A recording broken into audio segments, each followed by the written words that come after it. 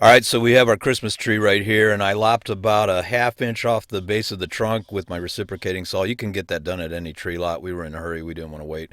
So we took it home and did it ourselves. And then over here is my DIY custom made Christmas tree stand. What I did was I took an 8 foot long piece of 2x6 lumber, not 2x4, but 2x6, a little more stability.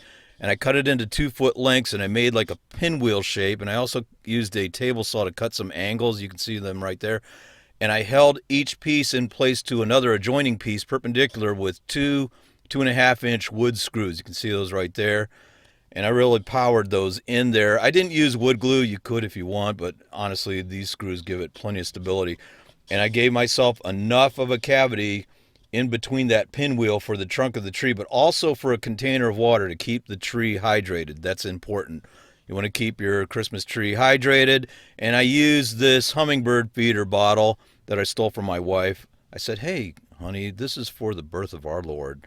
And then she acquiesced and said, "Wow, that's really important." So then I took a zip knife here and cut the top off. And just by sheer blind luck, that container fits really nicely over the base of the tree. You can see it there. But better than that, it slips into the cavity in the pinwheel part of the Christmas tree stand. You just put it in there. So if you can find a squarish plastic container like that, that would be ideal for hydrating your tree. And this particular pinwheel cavity is exactly 6.5 inches across, corner to corner, actually 6 inches, and side to side, it's 4.5 inches. I wouldn't go wider than that because it's going to be harder to secure your tree in place. It's going to be harder to really fix it in place so that it doesn't wobble. And what I did was I used a series of 4 shims. I have plenty of shims laying around in my workspace. So I grabbed those and I put the tree in place. And then I used these shims and I just arranged them by hand. And once I got them pretty much where I wanted them, I just kind of really jammed them in there so that the tree isn't going anywhere.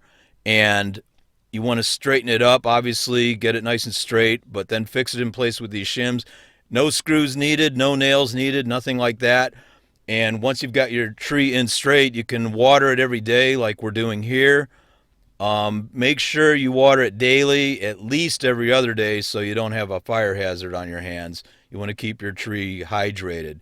And you can also, with this particular DIY Christmas tree stand, you can use shims on any one of the bases, the outlying bases, to straighten your tree up. So you have 2 ways to straighten your tree up, which is kind of nice. Makes it convenient. Again, no screws needed.